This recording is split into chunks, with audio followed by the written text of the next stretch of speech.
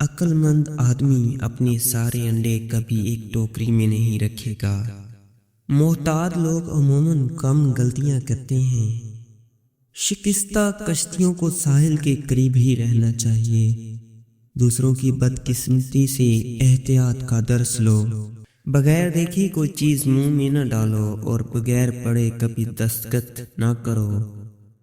موسم کا شکر ادا کرو اور شکر گزار پر احسان کرو۔ جب تم کسی پر احسان کرو تو اسے چھپاؤ اور اگر کوئی تم پر کرے تو اسے پھیلاؤ۔ احسان فراموشی ایک قسم کی کمزوری ہے۔ میں نے آج تک کسی اصلی قابلیت کے مالک کو نہیں دیکھا جو احسان فراموش ہو۔ دنیا عقل کی موت پر اور جاہل کی زندگی پر ہمیشہ آنسو بہاتی ہے۔ 7 سمندروں کے پانی کے مقابلے میں انسان کی آنکھوں سے کہیں زیادہ آنسو بہہ چکے ہیں۔ اگر چڑیاں متحد ہو جائیں تو شیر کی کھال کھینچ سکتی ہیں۔ اتحاد و اتفاق دنیا کو تسخیر کرنے والی قوتیں ہیں۔ احتیاط دانش مندی کی سب سے بڑی بیٹی ہے۔ پیڑ اپنے سر پر گرمی سہ لیتا ہے لیکن اپنے سائے سے دوسروں کو گرمی سے بچاتا ہے۔ جو دوسروں پر احسان جتانے کا خواہش مند ہے وہ دروازہ کھٹکھٹاتا ہے۔ جس کے دل میں محبت ہے اس کے لیے دروازے کھلے ہیں۔ حد سے زیادہ مخلص نہ بنو، دراصل خلوص 2 دھاری تلوار ہے۔ خلوص کی تلوار رکھنے والا اکثر خود ہی زخمی ہو جاتا ہے۔ سب سے بڑا حسن حسن اخلاق ہے۔ تمہیں کیا چاہیے؟ جو کچھ بھی چاہیے اسے مسکراہٹ کی طاقت سے حاصل کرو، نہ کہ تلوار کی۔ اخلاق جسمانی حسن کی کمی کو پورا کر دیتا ہے۔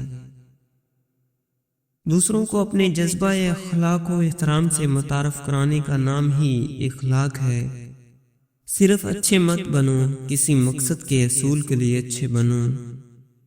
انسانیت کو ناک کے بل چلانے کے تمام ذرائع میں سے اخلاقیات سب سے کارآمد ذریعہ ہے۔ اگر کسی کو کام کرنے کے بعد خوشی محسوس ہو تو سمجھو کہ تم نے اخلاقی فرض ادا کیا ہے، اور اگر کرنے کے بعد کوفت محسوس ہو تو سمجھو کہ تم نے اخلاقی حد توڑ دی ہے۔ تجربہ شاہد ہے کہ ضرورت کے وقت مستحکم ارادہ پوری طرح مدد کرتا ہے۔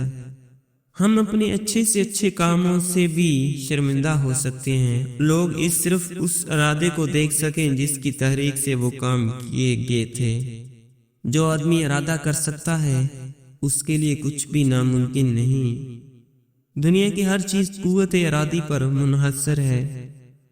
دنیا میں کچھ بھی نایاب نہیں ہے، صرف مصمم ارادہ ہونا چاہیے۔ اگر پہاڑوں کو سرکانے کا ارادہ ہے تو پہلے زروں کو سرکانا سیکھو۔ تجربہ ہی سب سے سچا استاد ہے۔ ایک بار جب آپ سمجھدار ہو جائیں تو آپ کو اندازہ ہو جائے گا کہ خاموشی ایک نقطہ ثابت کرنے سے زیادہ بہتر اور اہم ہے۔ اگر ہم زبان کی پھیلائی ہوئی مصیبتوں کا جائزہ لیں تو معلوم ہوگا کہ خاموشی میں کتنی راحت ہے۔ دستک اور آواز تو کانوں کے لیے ہے، جو روح کو سنائی دے اسے خاموشی کہتے ہیں۔ بات تو صرف چاہت اور احساس کی ہوتی ہے، ورنہ دوست اور دشمن ایک ہی حرف سے شروع ہوتے ہیں۔ کائنات کی سب سے مہنگی چیز احساس ہے، جو دنیا کے ہر انسان کے پاس نہیں ہوتا۔